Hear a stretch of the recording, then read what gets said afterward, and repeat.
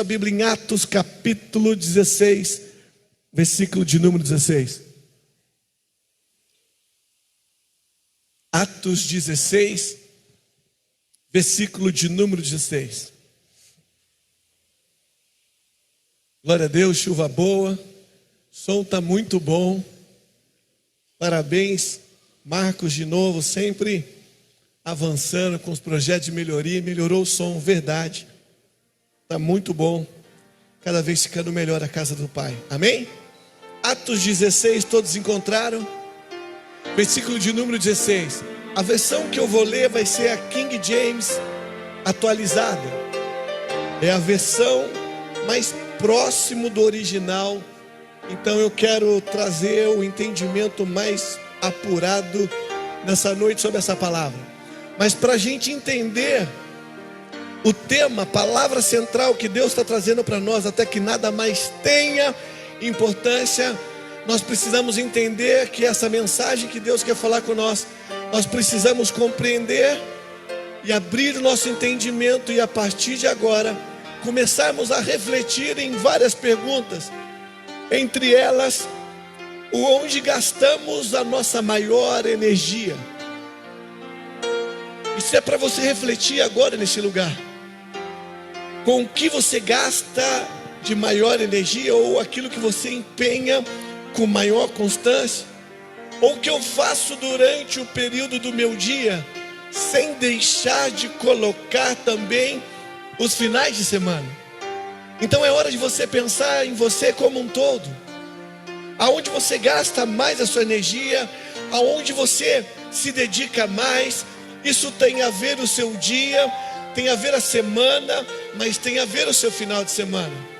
Porque muitas vezes é no final de semana que nós empenhamos o nosso tempo maior.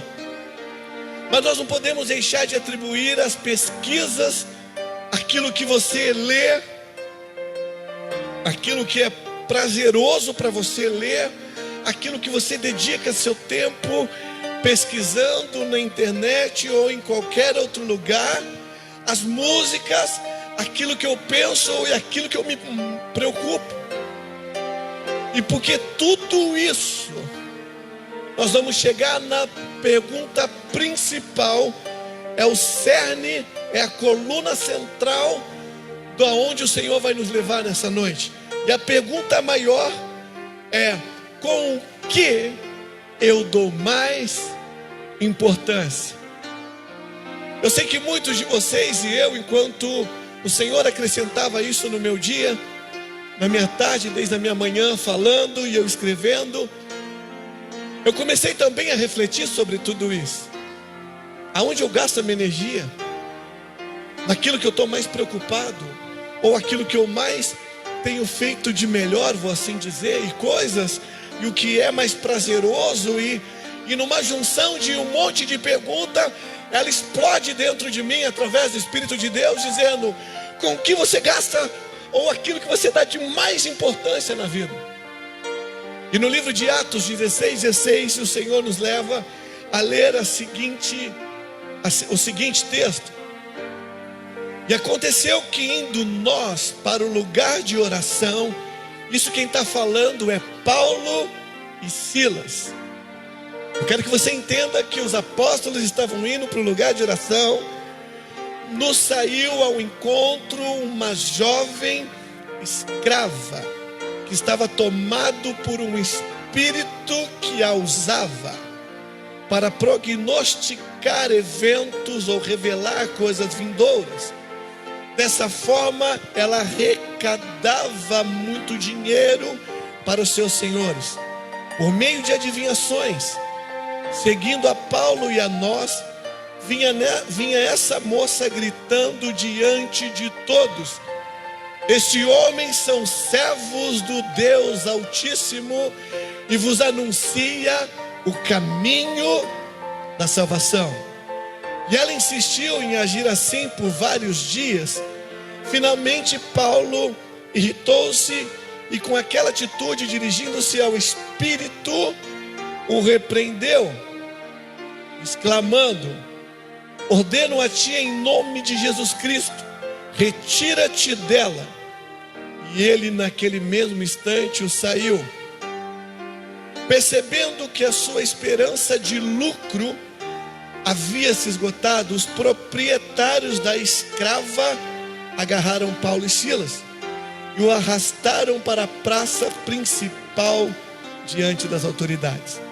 E apresentando-os, os magistrados locais os acusaram, afirmando: este homens, sendo judeus, perturba a nossa cidade, pregando costumes que a nós, romanos, não é lícito acatar e nem tampouco praticar.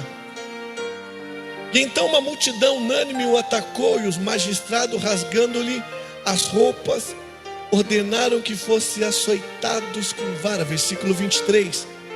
Depois de tê-los espancado muito, jogaram na prisão e recomendando aos carcereiros que o vigiassem com toda atenção, havendo recebido tais ordens expressas, e os lançou no cárcere interior e os prendeu os pés nos troncos.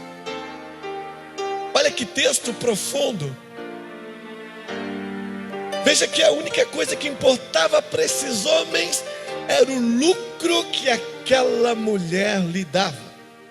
Nós lemos aqui que havia uma jovem que estava escrava e que estava tomada por um espírito que a usava e a dava muito lucro aos seus senhores. E Paulo, quando vai se dirige ao espírito.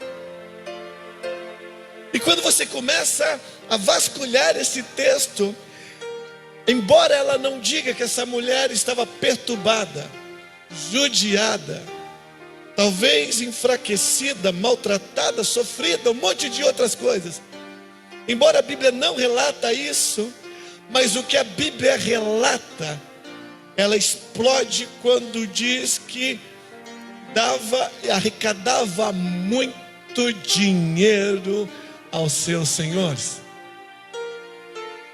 Para eles o que importava era o lucro que aquela mulher, não importava que estava perturbada, não importava que ela fosse uma escrava e que os espíritos assim a faziam.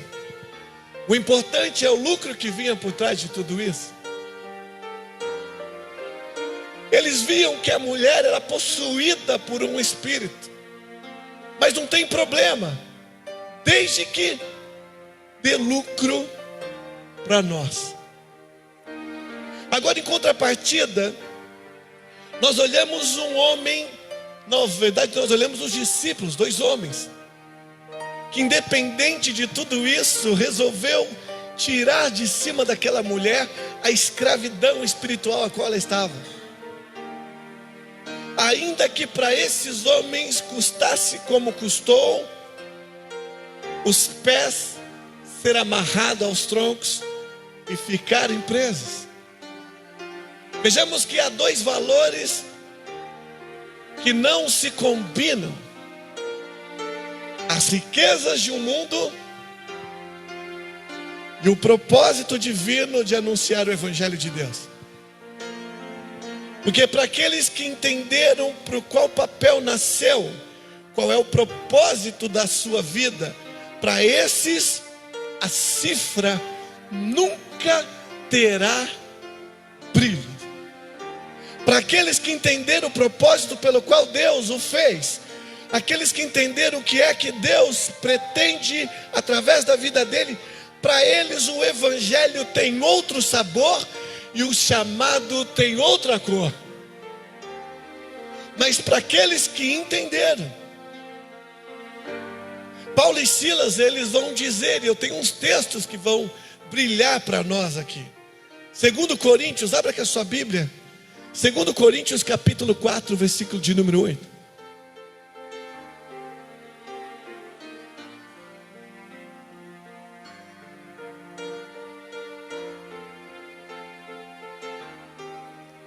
Até que nada mais tenha importância.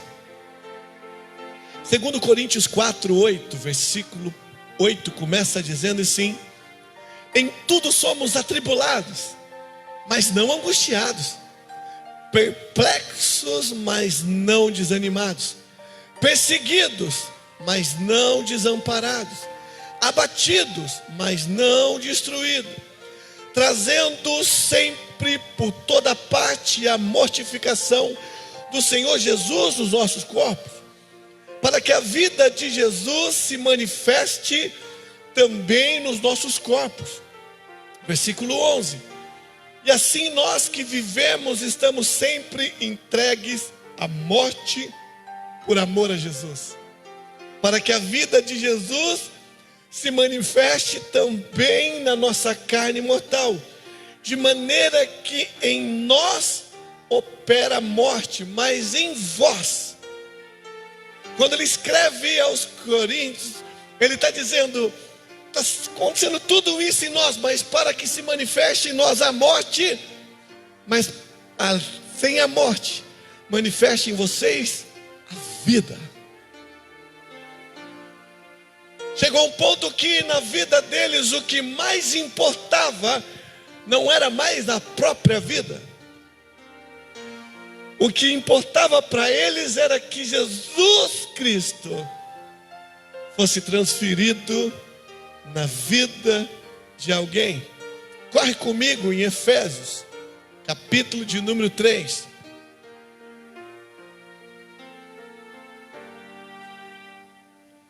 Efésios, capítulo de número 3, versículo de número 1. Diz assim: por esta causa eu, Paulo, sou prisioneiro de Jesus Cristo por vós, gentios.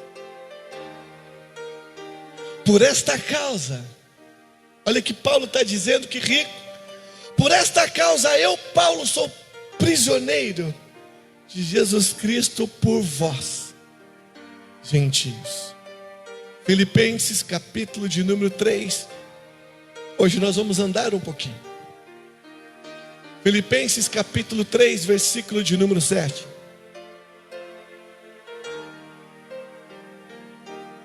Todos encontraram? Mas o que para mim era ganho, reputei o perda por Cristo. E na verdade tenho também por perda todas as coisas, pela excelência do conhecimento de Cristo Jesus, meu Senhor, pelo qual sofri a perda de todas estas coisas, e as considero como escória. Algumas traduções como nada, algumas traduções como lixo, para que possa ganhar a Cristo. Paulo está dizendo, eu vou ler de novo: mas para mim o que era ganho, eu reputei o perda por causa de Cristo. Aquilo que era ganho para mim, aquilo que tinha valor, por isso as perguntas iniciais, aquilo que eu empenhava, aquilo que eu mais tinha prazer, aquilo que era para minha vida, aquilo que eu considerava como sendo as coisas top da minha vida, até que eu cheguei ao conhecimento da excelência da pessoa de Jesus Cristo, meu Senhor, pelo qual eu sofri toda a perda. O Evangelho do Senhor, ele é constituído de ser abençoado, não tenha dúvida, de ser próspero, não tenha dúvida, mas não risque a parte pelo qual aquilo que tinha valor, ela tem que perder esse valor. Por amor a Cristo, pela causa de Cristo e por querer Cristo, algumas coisas têm que perder nas nossas vidas. Será que entendemos qual a razão pela qual existimos como igreja? Será que nós entendemos porque nos reunimos aos domingos, às quartas-feiras? Porque reunimos nas células?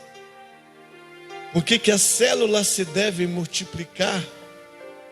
Por qual motivo ele chegou naquele bairro? o que Deus quer realmente de mim? São perguntas que nós temos que deixar aquilo bombardear a nossa mente. Por que nós chegamos nesse lugar? Por que nós viemos num domingo?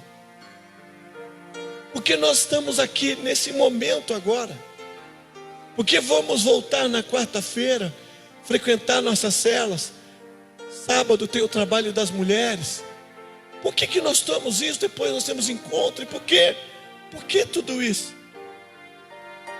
Nós precisamos entender o porquê nós estamos aqui. O que Deus quer de mim? Quem eu sou como igreja para alguém? Os discípulos ainda não tinham entendido. Certa ocasião, Jesus está ensinando uma multidão. E pelo que eu entendo do texto, eles haviam passado horas ali. Talvez de um deserto, talvez um lugar afastado, talvez um lugar onde precisava comer. No Evangelho de João, capítulo de número 4, versículo 34, eles vão chegar para Jesus, vão questionar Jesus, perguntando se eles não vão comer. Ele diz: mestre, come. Eu não sei você, mas eu não sei se eles estavam preocupados com Jesus. Eu não sei se eles estavam preocupados com a própria vontade, questão pessoal. Não sei se eles estavam querendo sair daquele lugar e como uma desculpa de dizer: vamos comer alguma coisa, então nós vamos sair daqui. A Bíblia não é clara, mas é clara o que Jesus declara. E Jesus disse: a minha comida é fazer a vontade daquele que me enviou e realizar a sua obra. Quando eu olho para isso, eu não posso deixar de entender que aquilo que me alimenta é aquilo que me move, e aquilo que me move é aquilo que me alimenta. Eu não sei, tem gente que tem, alguns chamam de fome, outros chamam de gana, outros chamam de desejo absoluto. Eu preciso chegar lá, não, eu vou chegar lá, custe o que custar. Sabe aquele negócio? Para Jesus tudo era diferente. Ele disse: a minha comida é fazer a vontade daquele que me enviou e realizar a sua obra. Então aquilo que você mais se alimenta é aquilo que te move. E se você não se alimentar da causa de Deus, você nunca vai correr por causa da causa de Deus. A geração de hoje, que fica só no Free Fire, que só compete com joguinhos, se nós não tomarmos cuidado, vai ser uma geração que vai se perder em valores. O que mais te alimenta é cifra. Você nunca vai entender o que nós estamos tentando ler aqui. Eu não estou dizendo que você não pode se dar bem na vida. Você deve. Eu peço a Deus que multiplique sobre a sua vida todos os dias. Essa é a minha oração de manhã. Faça a melhor faculdade, tenha chácaras do sonho, passeio, aposentado. Tudo isso é válido, mas tudo isso não pode ser primazia na sua vida. Porque quando isso for primazia na sua vida, você não é desse reino, você é dessa terra. Porque você vai defender as causas dessa terra.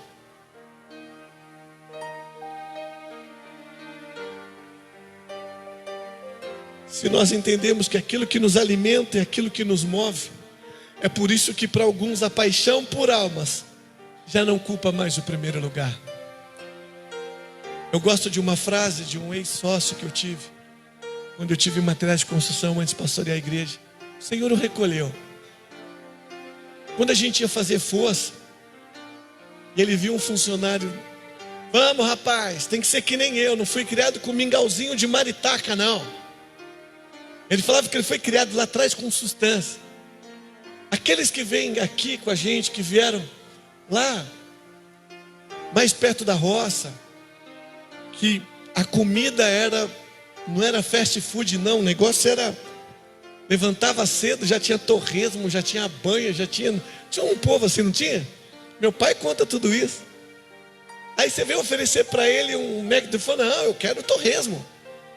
Pai, McDonald's não vem torresmo. Ah não, então não quero.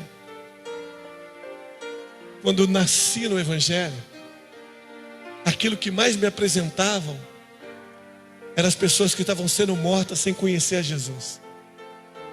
Quando eu nasci no Evangelho, aquilo que eu mais lia era a igreja que era perseguida, e ela existe, ela está viva. Quando eu cresci pelo Evangelho, o que eu lia era a palavra do Senhor. Aquilo que me dava fome, destacava em mim, me movia por uma paixão absoluta, a ponto que o material de construção não foi o que me apaixonou. O que me apaixonou foi tocar em vidas, foi transformar vidas. E Jesus foi categórico, enfático, quando ele quis dizer que a fome que ele tinha era fazer a vontade do Pai. Talvez para alguns as fomes estão para outro lugar, mas nós precisamos entender a vontade de Deus. E Jesus quebra tudo isso quando ele vai dizer que a sua comida, aquilo que movia, aquilo que dava prazer, aquilo que o saciava. Irmão, você já ficou eufórico com uma viagem do sonho? Você não dorme e você também não tem fome. Quando aquilo é impactante para você, meus filhos, quando a gente tem a oportunidade de descer para a praia, a gente nem avisa que vai para a praia. Nós vamos fazendo as malas aos pouquinhos. Quando eles olham, está tudo pronto, a gente diz, vamos descer para a praia, senão não dorme. É 5 da manhã, já estão batendo nossa porta. Pai, será que está na hora? Porque aquilo naquela hora moveu o coração daquela criança. E a pergunta que fica é: o que te move? Mas aquilo que te move tem que chegar um momento até que nada mais tenha a absoluta importância, a não ser tocar em pessoas. Eu vi essa semana um jovem dizendo que estava na balada, chegou 3 amigos dentro da balada e começou a falar com ele. Dizia, seu lugar não é aqui. Eu vim aqui exclusivamente para tirar você daqui. Eu vim até aqui para dizer a importância que você tem para Deus. Por isso eu paguei a entrada, vou pagar o cover, mas você vai sair cheio de Deus desse lugar. O Adilson postou um vídeo, amanhã eu posto o vídeo na fanpage. Que loucura! Perguntando aonde é que se encontra no lugar felicidade. Está diante de uma balada de novo. E o jovem diz, não, aqui não, na igreja. E começou, e eles encontraram uma jovem que era filha de um pastor. Disse, eu me desviei, depois eu não tive força. A igreja não foi muito afim, dizia que eu estava desviado, eu me senti envergonhado e não tenho força. E ele disse, então é por isso que eu estou aqui. E ela rasgou a entrada, e Deus queira que ela voltou para a casa de Deus, e foi aquilo que termina. Mas a pergunta é, o que move você?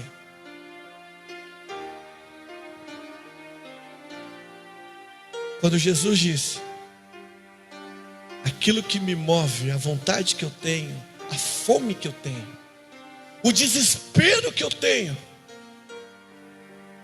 aquilo que me sacia, é fazer a vontade do Pai. Olhe hoje para você e veja o que te dá prazer, se é fazer a vontade de Deus.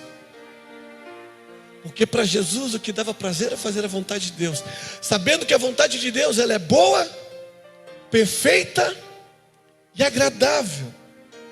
E a vontade de Deus é que todos os homens cheguem ao pleno conhecimento de Deus. Se você sabe que essa é a vontade do Pai, se você é parte desse Pai, então a pergunta que fica: onde que está a paixão pelos perdidos? Aonde que está a paixão pelos perdidos? Chegamos a um ponto onde nós estamos tão cheios de nós, mas tão cheios de nós, que esquecemos das astutas ciladas do inimigo.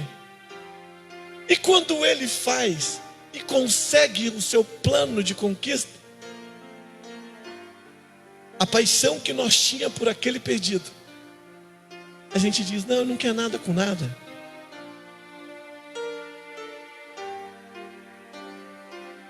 Flávio Joséfo, um historiador judeu, ele escreve no início da igreja: o apóstolo João, saindo a implantar igrejas por todos os lugares, isso é história verídica. Ele deixa um jovem aos cuidados de Alexandre. Esse jovem se desvia. João chega 3, 4 anos depois. Quando ele chega diante de Alexandre, e pergunta: onde está o meu menino? Alexandre disse que, meio desconcertado, disse: ele se desviou. Agora ele está na colina com um bando de assaltantes. Aí eu lembrei daquela que no Vale da Sombra da Morte tinha assaltante. Eu lembrei disso tudo quando eu estava lendo. Ele disse: você não foi mais atrás. Ele já era um senhor. O apóstolo já tinha quase 80 anos. Ele manda montar um cavalo. E o lugar que era frio. E ele vai de cavalo mesmo assim atrás daquele jovem. Quando ele chega, ele é pego de surpresa pelos capangas. Vou usar esse termo. Quando pega os capangas, pega o apóstolo João. E quando eles vêm dizer: eu vim para isso mesmo, eles assustaram.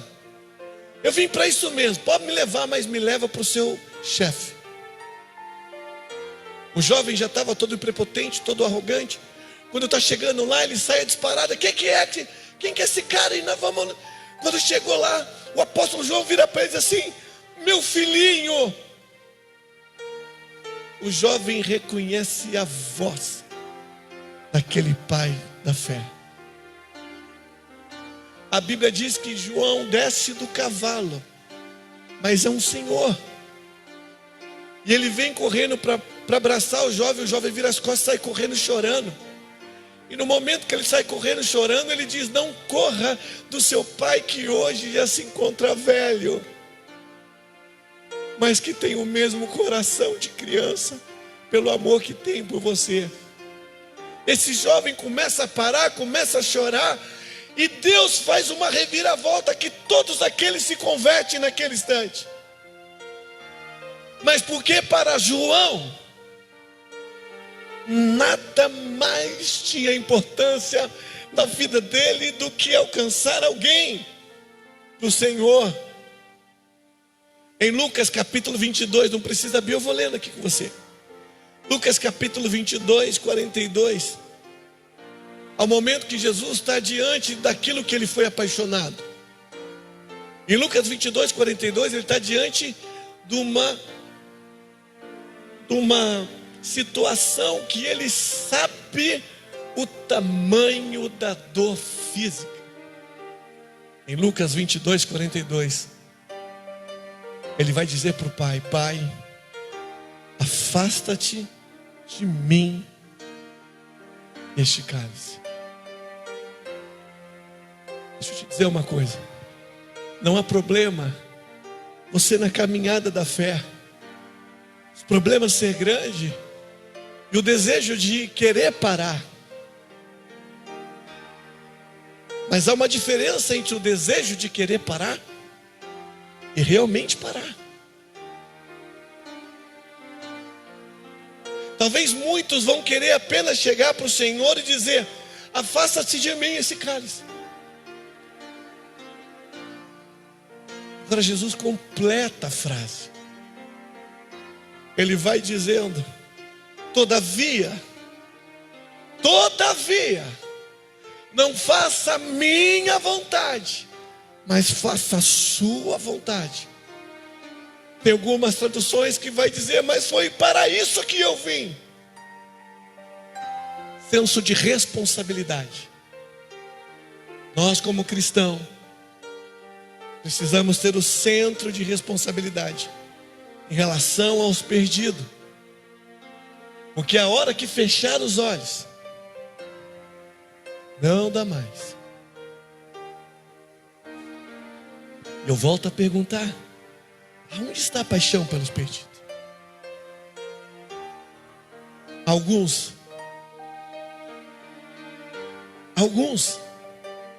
dizem que amam a Deus. E eu até quero acreditar, eu gostaria de acreditar. Eu vou até trocar aqui a frase, eu acredito. Mas Deus tem uma forma de acreditar. Porque muitas vezes nós escutamos as pessoas dizer: eu amo a Deus, eu quero fazer as coisas para Deus. Olha, se Deus me der um carro, eu vou levar um monte de gente para a igreja. Olha, se Deus me der uma condição melhor, olha, eu quero garantir, eu prometo que eu vou ajudar na obra de Deus. Olha, se eu tiver uma chance, olha, se eu tiver uma... Agora Deus, Jesus, abra comigo em Mateus capítulo 15, versículo de número 7. Evangelho de Mateus capítulo de número 15.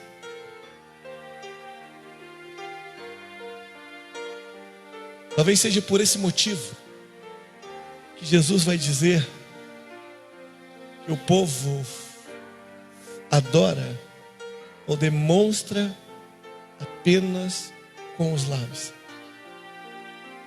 Em Mateus capítulo 15, versículo 7, ele diz assim: hipócritas, bem profetizou Isaías ao vosso respeito, dizendo: este povo se aproxima de mim com a sua boca e me honra com os seus lábios, mas o seu coração está longe de mim, mas em vão me adora, e ensinam doutrinas que são apenas vontades humanas. Então Deus está dizendo que não basta dizer que ama, não basta declarar que quer Deus. Tivemos um louvor maravilhoso. Por sinal, todos os louvores são maravilhosos. Mas podemos muitas vezes apenas estar com os lábios falando coisas para Deus, mas aqui dentro, não, olha, eu queria muito ganhar aquela pessoa, eu queria muito fazer isso. Queria ou quer? Porque quem quer, faz. Não espera acontecer. Agora nós vamos olhar para algo que nós precisamos entender, que mais do que dizer que quer fazer, precisa fazer. Não adianta fazer no piloto automático, porque pior do que fazer é fazer sem vontade. Agora nós temos uma outra classe, a classe que faz somente porque é uma obrigação de fazer.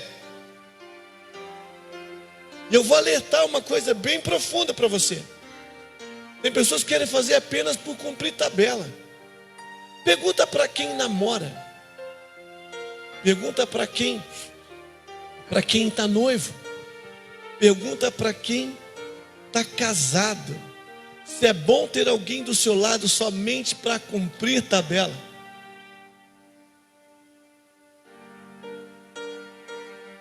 É o mesmo que você ter, sabendo na verdade que você não tem. Pergunte se é melhor ter alguém que passa dias trabalhando, viajando, para sustentar a sua casa, não está no convívio dentro de casa, mas que todos os dias liga para saber como está a amada, liga para saber como está o esposo. Pergunta na balança o que eles querem, o que é melhor. Ter alguém que só está porque tem que cumprir tabela do seu lado, ou está com alguém que não consegue estar ao seu lado, Mas o desejo é tanto de estar do seu lado, que não mede esforços, que até por telefone ele tenta saciar esse momento. Agora eu quero chamar a sua atenção, porque quando nós lemos o livro de Apocalipse, mais especificamente sobre as 7 igrejas, ou melhor, sobre as 7 cartas às igrejas do Apocalipse, ela é um pouquinho assustadora. Não porque é Apocalipse, porque nós não deveríamos ter medo do Apocalipse. O Apocalipse não é um livro para ter medo, é um livro de final feliz para nós que somos verdadeiramente com Jesus. Não tem nada ali que te assusta. Nós vamos estar levados por Ele antes. Não. Mas quando nós lemos, nós assustamos porque alguns teólogos, e eles provam, de tanto estudo, que na verdade aquilo que foi escrito no Apocalipse está relacionado ao estágio em qual a igreja vai viver. Não era uma carta direcionada, embora fosse uma carta direcionada para cada igreja, onde Deus usa o apóstolo João para escrever o Apocalipse e para dizer que eu conheço as suas obras, sei sobre isso, mas porém tenho contra ti todas elas. Tem 2 igrejas que passam, ainda precisando melhorar, mas está melhorzinha que outras. Embora seja para aquele período, os teólogos, aqueles que querem aprofundar, eles dizem que são a fase que as igrejas vão passar, que o corpo de Cristo vai passar. Então isso é assustador, porque quando nós começamos pela carta de Éfeso, ela representa uma igreja apostólica, uma igreja que fazia as obras. Eu quero que você olhe para a carta olhando para você, porque a igreja não é isso aqui, nós somos igreja, que é um templo. Então, se nós não tomarmos cuidado, a carta está direcionada profundamente, diretamente para mim e para você. Porque quando nós começamos a nossa fé em Jesus, nós começamos avivados. É apostólico. E apostólico vem da palavra apóstolon, que do grego é missionário. Nós somos o agente de Deus naquele momento da conversão. Você precisa ver o que Deus está fazendo na minha vida. Que Deus, não, você não sabe. Eu entreguei minha vida para Jesus e agora você não sabe o que Ele está fazendo. Não, o que Ele está fazendo? Aí você conta os milagres que Deus está fazendo. A pessoa diz, meu Deus do céu, eu quero conhecer esse Deus. Você é um agente missionário. Mas depois ele escreve para a igreja de Esmirna. Ela representa a igreja perseguida, a igreja dos mártires, a igreja que enfrentava o calor dos levantes. Se você quiser, eu te dou datas que eles acreditam, os anos que viriam. E nesse momento, a igreja que sofre o calor é quando você está com o Senhor, você está sendo usado por Deus e o levante vem. Aí você passa por problemas e você não sabe por que nessa hora você está enfrentando, mas você é essa igreja. Você está no período de Esmirna, mas ali na frente você entra como Pérgamo, o momento de 300 ao ano 600, onde a igreja vai se unir ao Estado. Agora nesse momento a igreja começa a mudar os princípios e os valores. Antes um agente missionário desesperado por fazer a obra, e do outro lado combatendo as lutas e os levantes. Agora aqui já começa a misturar. O que antes tinha um valor começou a perder esse valor. Depois vem Tiatira, a igreja que eles dizem que foi a igreja que se corrompe. Agora já não está mais uma parte no mundo e outra na igreja, como estava em Pérgamo. Agora ele está vivendo totalmente dentro do mundo. A idolatria entra para dentro, a corrupção entra para dentro. A igreja se perde. Aí depois eles vão passar pelo processo de Sardes, A igreja, quando em 1500 ela recebe a reforma,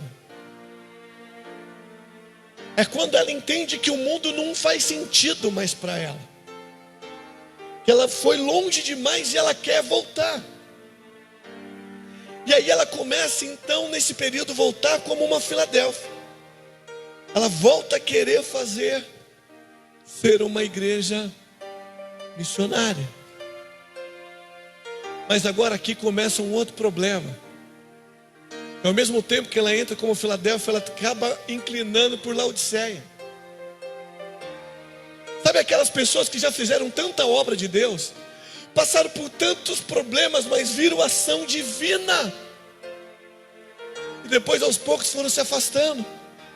Mas quando agora volta sem força, já não tem mais aquele desespero por ganhar vidas, já não tem mais aquela importância que dava antes. Aquilo que era bomba motriz dentro dele já não é mais. Aí ele se transforma em Laodiceia. E aqui eu quero chamar a sua atenção. E aqui eu quero que você abra em Apocalipse capítulo 3, versículo 14. Porque se você não se atentar, você passa pelas fases e termina como Laodiceia. Apocalipse capítulo 3, versículo 14 diz: todos encontraram? Amém? E ao anjo da igreja que está em Laodiceia escreve: isto diz o Amém, a testemunha fiel e verdadeira, o princípio da criação de Deus. Conheço as tuas obras, não és frio e nem quente. Deras fosse frio ou fosse quente. Segura aqui. Ele está dizendo: eu conheço quem é você, crente. Eu conheço quem é você, cristão. Você é morno. Você não é nem quente e nem frio. Talvez alguém diz: pô, que legal, né? Metade, metade, né? Ele diz: quem dera fosse quente ou frio. Porque o frio dá para esquentar e o quente dá para borbulhar. Mas o morto, você não sabe para que lado ele vai se inclinar. Uau! Que revelação, hein? Que Deus! No versículo 15: eu conheço as tuas obras, não é frio e nem quente. Quem deras fosse frio ou fosse quente. Assim, porque és mornos, não é frio e nem quente, eu vou vomitar da minha boca. Eu vou colocar para fora. Eu tenho nojo de tal atitude. Como dizes, rico sou, estou enriquecido, de nada tenho falta, e não sabe que és um desgraçado, miserável, pobre, cego e nu. Aqui é quando nós chegamos na fase de voltar sem a força, e vem alguém desesperado, fervendo, quente, e a gente vira e diz: não é assim não, já vivi isso aí. Morno. É melhor dizer: cara, eu devia estar aí, não estou conseguindo estar. É mais bonito, é mais verdadeiro, é mais puro. E ele vai dizendo: eu não preciso de nada, eu sou rico. Eu quero falar algo para você. São Tomás de Aquino, quando ele vai visitar o Papa, em visita ao Papa, após ter mostrado todos os tesouros do Vaticano, aquilo que foi conquistado por séculos, ele diz, ele vai dizendo, o Papa vai dizendo para Aquino: não somos mais como Pedro e João, que diz: não tenho ouro e não tenho prata, somos abastecidos. Aquino vira para ele e diz: mas também não pode dizer: levanta-te e anda. Querido, tem que chegar uma hora nas nossas vidas onde nada mais tenha importância. Aonde aquilo que você mais importa é como tocar em alguém. É como fazer em alguém.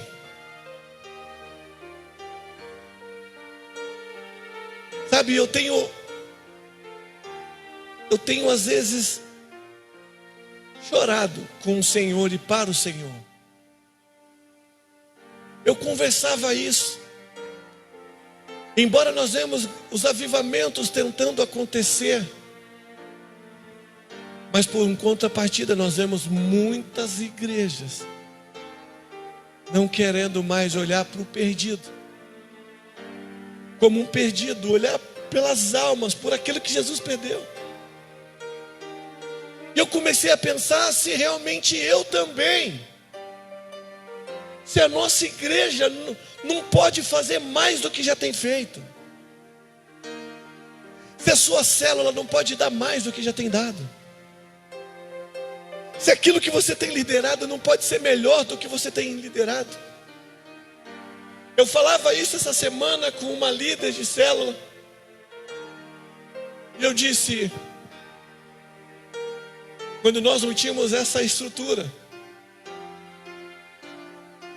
quando nós éramos tão pequenininhos,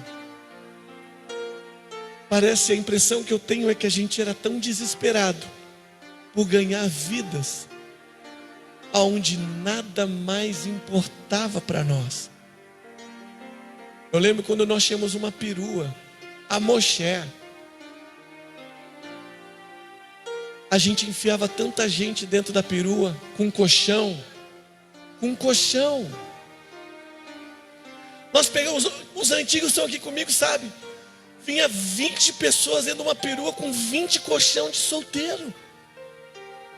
O nosso prazer era estar dentro da casa do Senhor, convidando os amigos para vir dormir aqui dentro. Nós não tínhamos esse som. Nós não tínhamos o recurso. Nós não tínhamos a beleza que tem hoje dentro. Nós não conseguimos pagar a van para buscar a pessoa como passa hoje. Embora nós estamos apertados, é verdade. Muitas pessoas deixaram de entender o propósito pela qual o Senhor dá recurso na vida dela.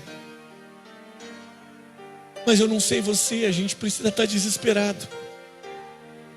Eu não vou descansar esse ano enquanto eu não ver isso mudar. Os pastores amigos meus, na igreja deles, na nossa, em qualquer lugar. E eu falava com Deus isso. Eu digo: Senhor, eu fiz um voto com o Senhor um dia. Eu fiz um voto com o Senhor quando a gente quis ficar para ganhar pessoas que não vinham para a igreja há mais de 4 anos. Onde tinha a célula na frente da casa dele. Ele morava no fundo. A mãe congrega com a gente, está aqui há mais de 10 anos com a gente, sonhando para ver o filho na casa do Senhor. Outras pessoas que eram usuárias de droga. Eu cheguei no meu pastor e disse: pastor, permita eu fazer um voto nazireu, não cortar nada. Ele diz: vai nessa tua força, filho. A primeira semana, irmãos, eu posso dizer quem é, porque eu tenho o prazer de dizer sobre isso. Porque hoje ele é líder das crianças do Espaço Kids. Um cara que não queria vir para Deus, e hoje ele é líder do Ministério Infantil. Primeira semana, Deus trouxe ele aqui. Eu disse: meu Deus. E essa semana eu falava com Deus: nos dá o avivamento, Senhor. Nos dá o desespero. Hoje é dia de enviar o SOS, o Casa de Paz, por famílias que estão precisando. E eu não dou conta. Tem gente me procurando, eu disse: eu não consigo estar. Eu já sumi algumas. Conversei com outras: se eu colocar alguém por você, pode. Cheguei para minha esposa e disse: amor, eu estou falando com Deus. E Deus está me convidando para algumas coisas. Se ele falar o sim, você autoriza? Ela disse sim. Nós estamos juntos.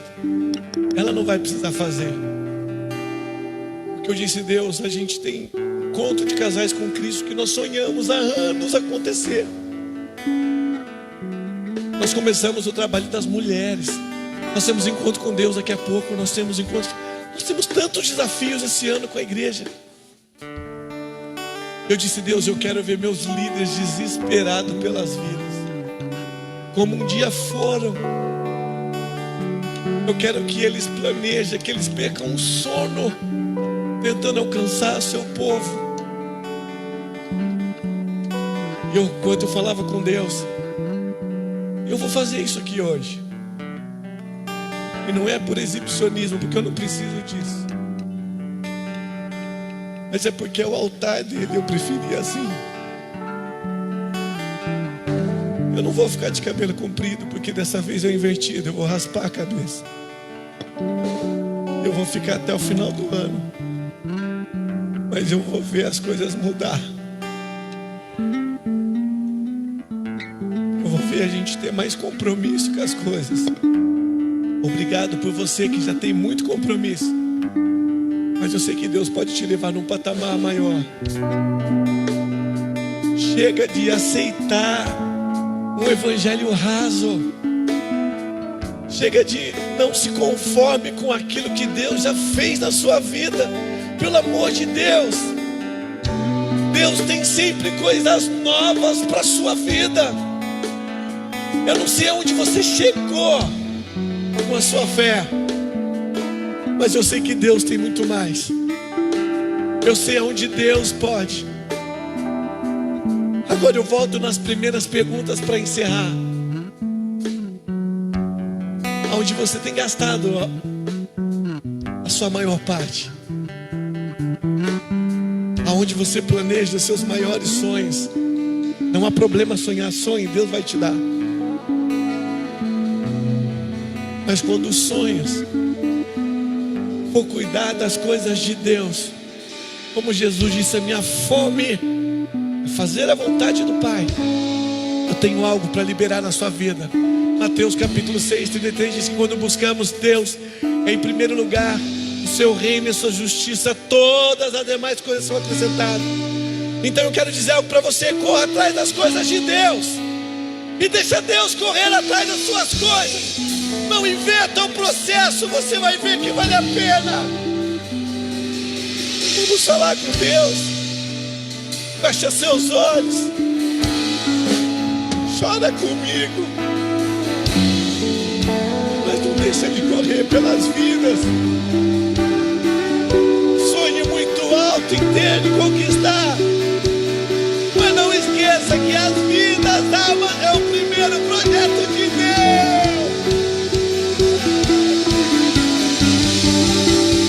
Faz outra vez, faz outra vez, faz outra vez, como da primeira vez. Faz outra vez, faz outra vez, faz outra vez. Até que nada mais se pode. Até que nada mais se pode. Faz outra vez, Faz outra vez, Cauê, faz outra vez, como na primeira vez.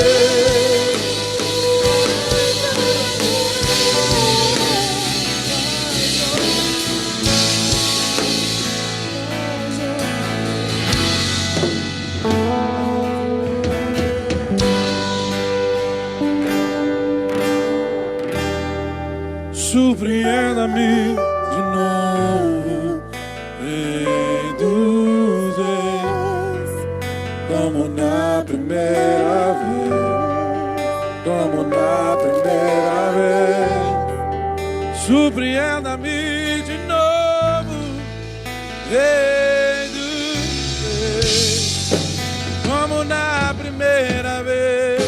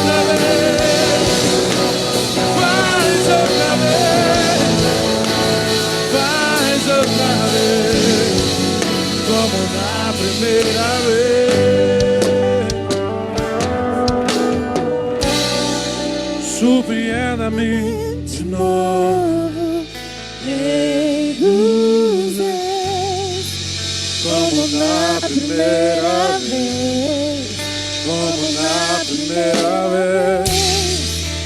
Surpreenda-me de novo, Rei dos Reis, como na como na primeira vez. primeira vez. Surpreenda-me de novo, de novo, de novo, Rei dos Reis, como na primeira vez. Eu quero mais, eu quero mais.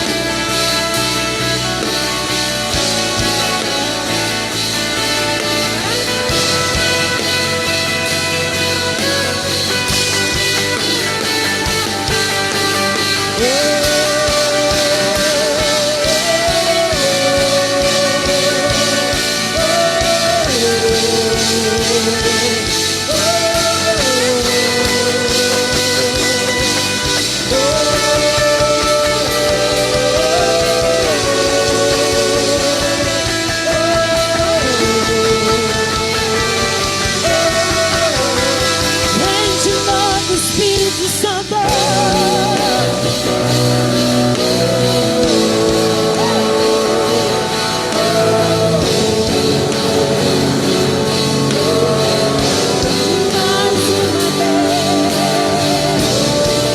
Mais uma vez, mais de novo, Jesus.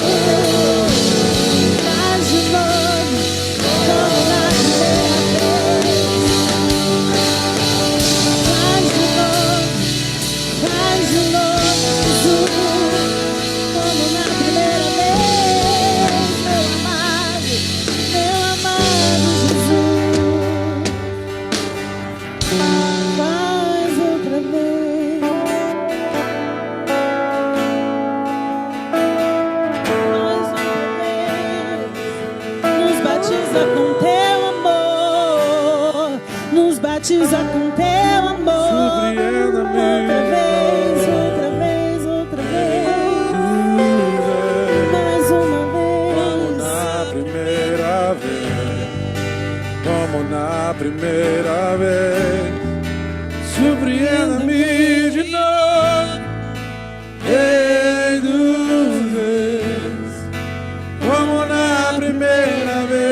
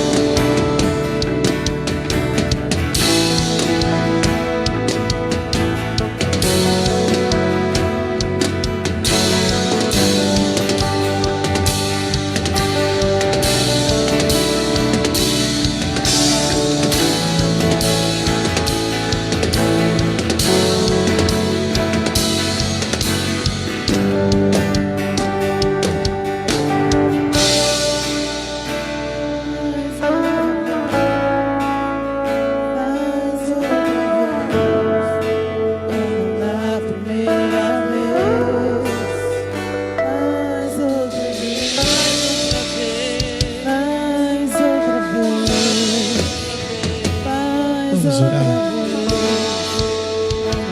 Você pode dar as mãos, todo mundo?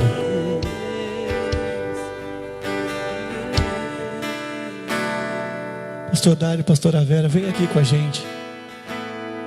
Vem interceder aqui em cima com a gente.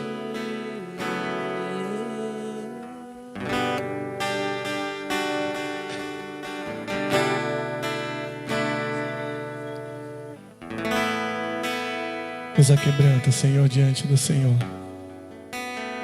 Nos constranja, Senhor, diante do Senhor. Aceita o nosso voto, Senhor. Homens da Bíblia rasparam a sua cabeça.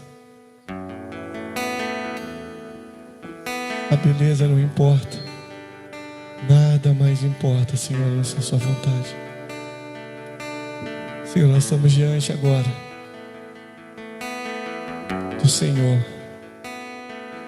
Abre o céu sobre este lugar, Senhor.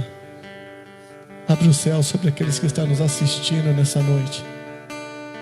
Abre o céu sobre a família Vida Plena Campinas. Coloca fome e sede de fazer a sua vontade. Coloca fome e sede de cumprir o seu ID. Toque em cada célula, Senhor. Multiplique novas células. As células, quando chegam no bairro, chegam com propósito. O propósito pelo qual as células existem é alcançar pessoas. Se ela não estiver alcançando pessoas, ela não está no propósito. O propósito dessa igreja está de porta aberta, é alcançar vidas. Se não alcançar vidas, ela não está cumprindo o seu propósito. Seu papel é ser um agente ganhador de vida. Se você não estiver ganhando, você está fora do propósito.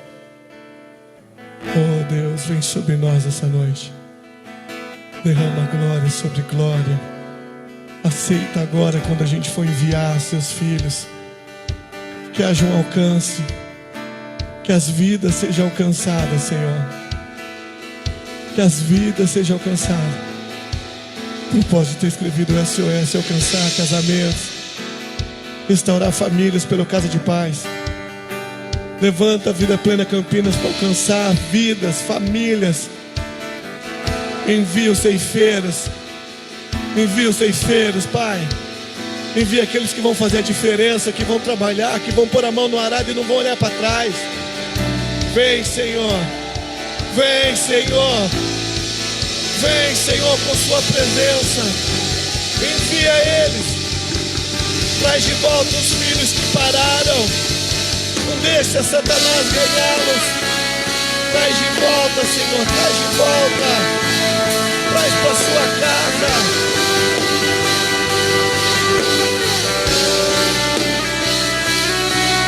Toca nos pastores, Senhor. Toca em nós, Senhor. Dá uma unção nova, Senhor. Traz uma unção nova, Senhor.